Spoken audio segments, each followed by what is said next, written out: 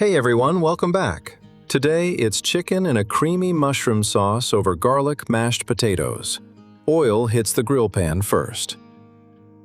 Now 2 chicken breasts come out, and each one gets cut lengthwise and then across, turning every breast into 4 small steaks, 8 pieces total.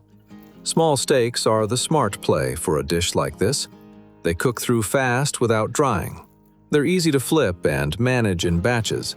And later, they'll sit in the sauce like proper portions instead of one big slab hogging the pan.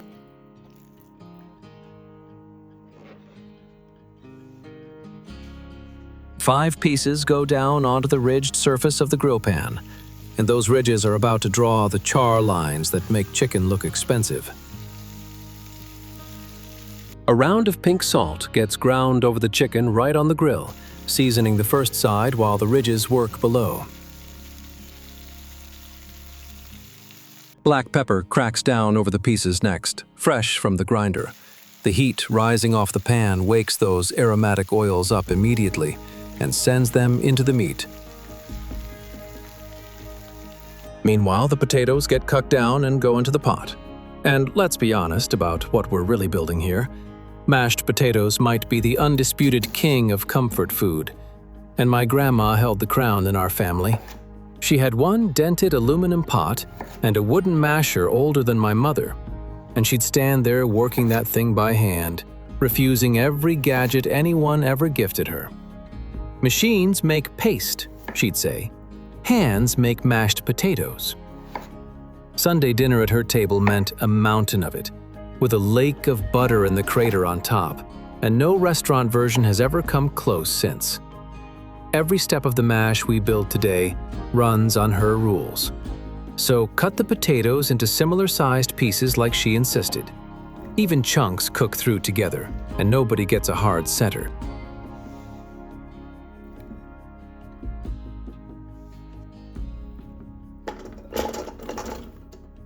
A tablespoon of salt goes in with the potatoes, then the water, and the lid goes on to bring it all to a boil. Starting potatoes in the water instead of dropping them into a boil matters. They heat through at the same pace as the water, cooking level from surface to center.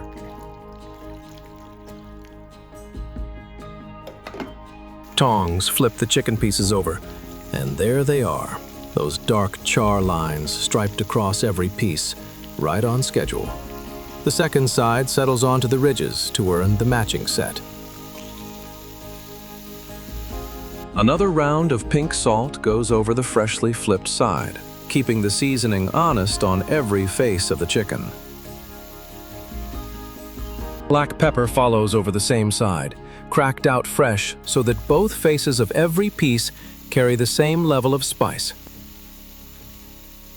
A second pan enters the game with a pour of vegetable oil. This one is going to build the creamy mushroom sauce, while the grill handles the meat. A piece of butter joins the oil in the second pan and melts on down as I swirl it through. The division of labor never changes. The oil keeps the temperature steady so nothing scorches, and the butter brings that rich, nutty depth. And for a cream sauce like tonight's, that buttery foundation is where the whole flavor story starts.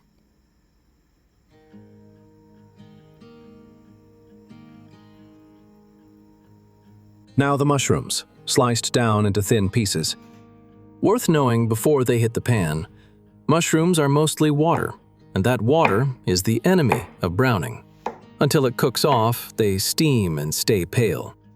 Thin slices are the answer, because more cut surface touching hot metal means the moisture escapes faster, and what's left behind concentrates into that deep, savory, almost meaty flavor a cream sauce is desperate for. Pale, rubbery mushrooms never made anyone's dinner better.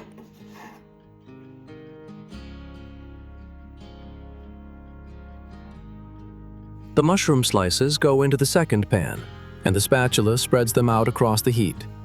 Listen to the sound dip for a moment. That's their water hitting the fat, and then climb right back as it steams away. The smell is already shifting from raw and earthy toward that deep roasted note we're chasing for the sauce.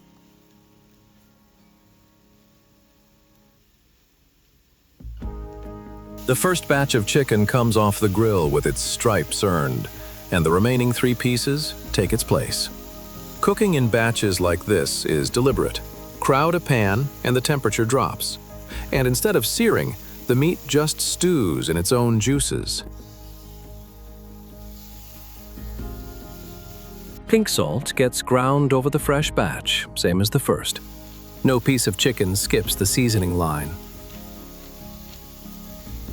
Black pepper cracks down over the fresh new pieces, keeping every single steak in this dish on the exact same flavor page. A pass of the spatula through the second pan shows the mushrooms shrinking down and picking up gold at the edges. Their water is nearly gone, and the flavor is concentrating exactly the way we planned. Now a red onion, cut into half rings. Using red here next to the white onion coming next is a flavor decision, not a color one. Red onion cooks up milder and sweeter, while white brings a sharper, more classic bite.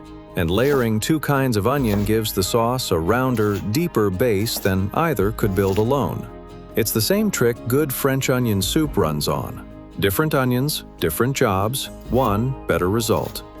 The half rings will soften into sweet ribbons that stay visible in the finished sauce.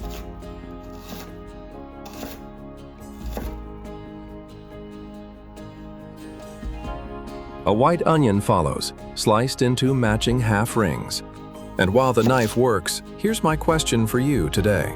What's the king of side dishes at your table? Mashed potatoes, rice, or pasta? Every family has its loyalty.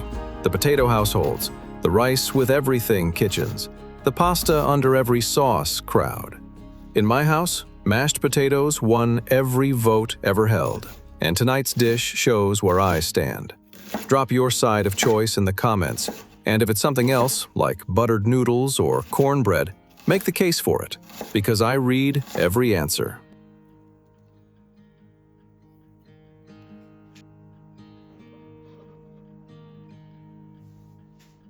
Both onions go into the pan with the mushrooms, and the spatula folds the red and white rings through. The sizzle picks back up as their moisture meets the heat, and the smell of onions starting their slow sweetening is layering right over that roasted mushroom base.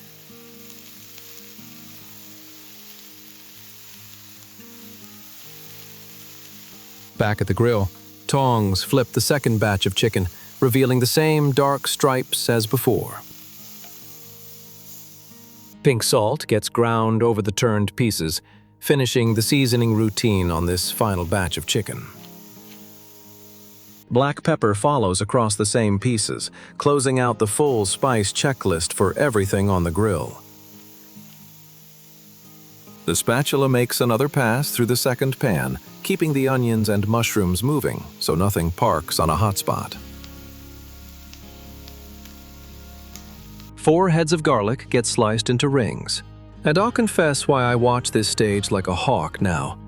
A few years back, I walked away from a pan of garlic for what I swear was 30 seconds, 1 phone notification, and came back to bitter little charcoal chips that poisoned the entire sauce.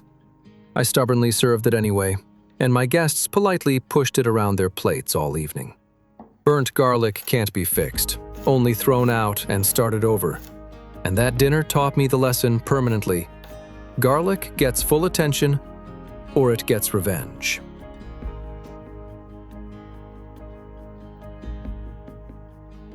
The garlic rings go into the pan, and the spatula keeps them moving through the mushrooms and onions. Constant motion is the insurance policy here. Within seconds, that unmistakable smell blooms up from the pan. And this time, every ring is headed for soft and golden, not a single one left behind to burn.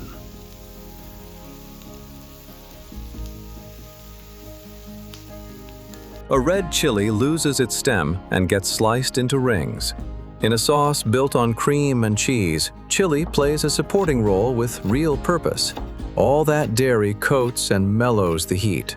So what survives is a warm glow in the background that keeps a rich sauce from ever feeling heavy or one note across a whole plate.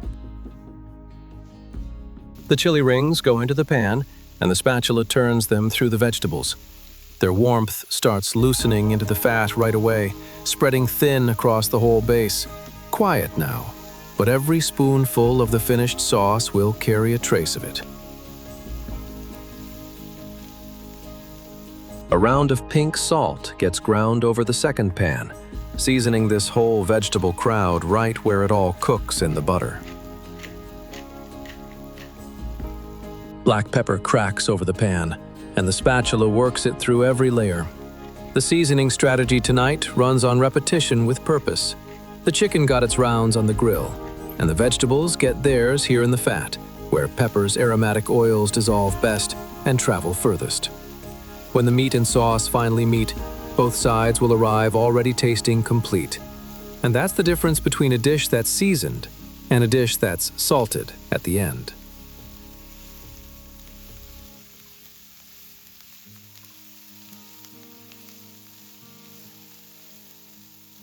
A teaspoon of Tuscan seasoning goes into the pan, and the spatula stirs it through.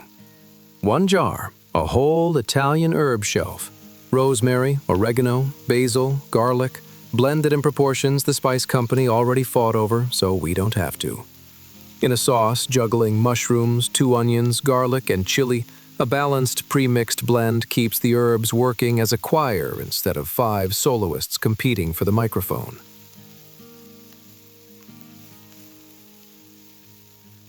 Now a tablespoon of flour goes in, and the spatula stirs until every trace of white disappears into the vegetables. This is the thickening engine getting installed. The flour soaks up the butter and coats every piece in the pan, toasting for a minute to lose its raw taste. And when the liquid arrives next, those coated granules will swell and turn thin broth into a sauce with real body, the kind that clings to chicken instead of running off it. About 1.25 cups of chicken broth goes in, and here's where technique earns its keep. The liquid goes in stages, with the spatula working the whole time, so the floured vegetables loosen into a smooth sauce instead of seizing into lumps. Scrape the bottom while you stir, because every browned bit the mushrooms and onions left on that pan dissolves straight back into the liquid. And that's concentrated flavor returning to the dish instead of soaking off in the sink later.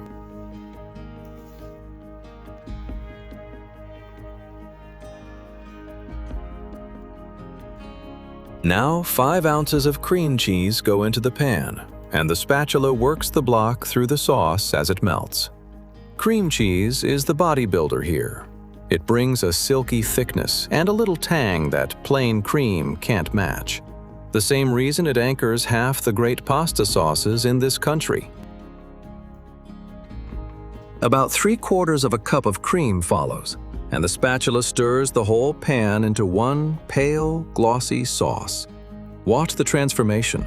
The mushrooms, onions, and chili all disappear into that creamy blanket, and the color settles into a soft ivory flecked with herbs. It should coat the back of a spoon and hold a trail when you drag through it. That's the texture telling you it's ready.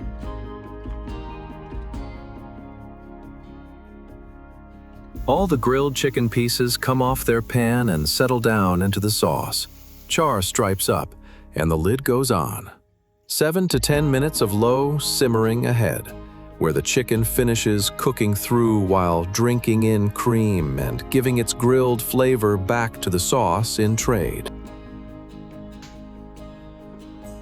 The potatoes are done, so the water drains off, and 2 cubes of butter go straight down into the hot pot to start melting on contact with the steam.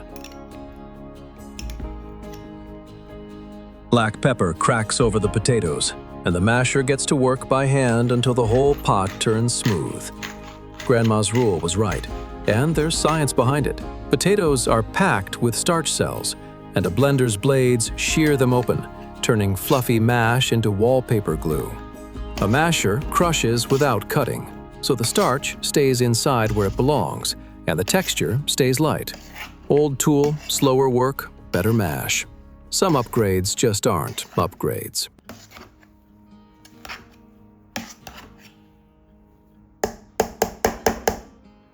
About 3/4 of a cup of milk goes into the pot, and the spoon folds it through until the mash turns creamy and loose.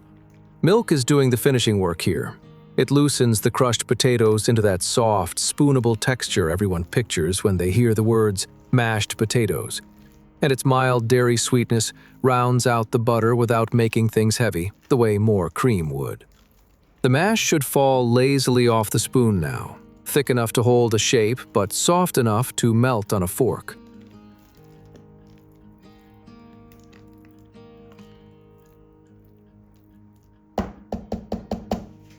Three heads of garlic go through the garlic press straight into the hot pot. Pressed garlic is the right call for a mash.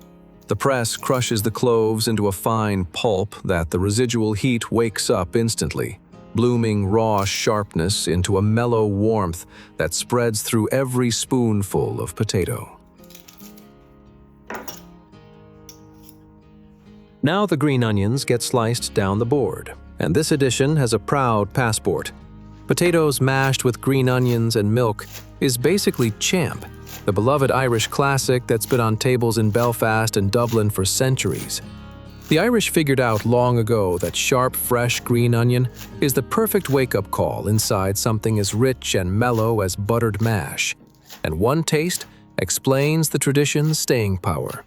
Tonight, our garlic mash borrows that Irish page, and the recipe is better for it.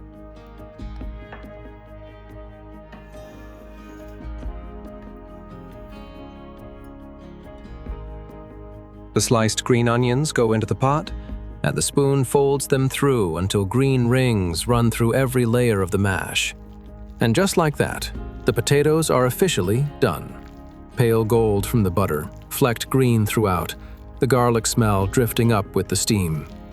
Honestly, this pot could stand at the table on its own tonight, and nobody would ask where the main course went.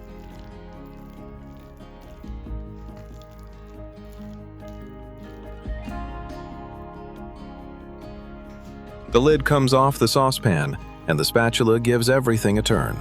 The chicken has finished its simmer, and the sauce has thickened around every piece exactly the way we want it.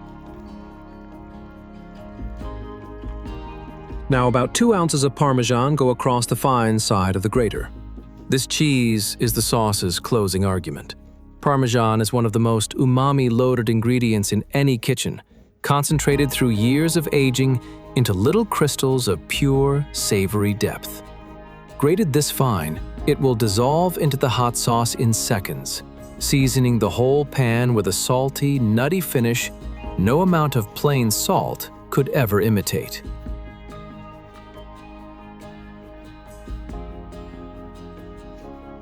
The grated Parmesan snows into the sauce, and the spatula stirs it through as it melts on contact. Watch the sauce tighten just slightly and turn glossier. That's the cheese doing its final thickening work. And the smell coming off this pan right now is the entire reason cream sauces have never gone out of style.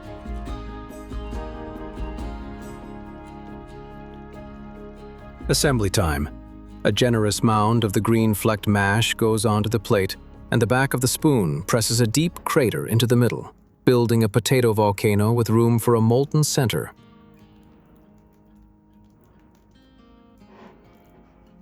Three pieces of grilled chicken settle into the crater, and the creamy mushroom sauce pours over them, flooding the middle.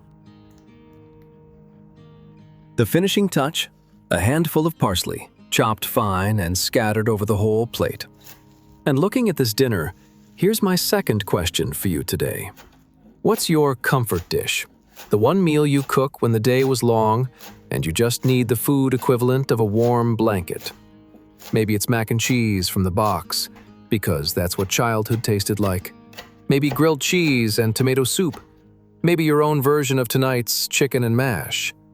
Tell me in the comments what dish resets you, because that list is where the best cooking ideas live.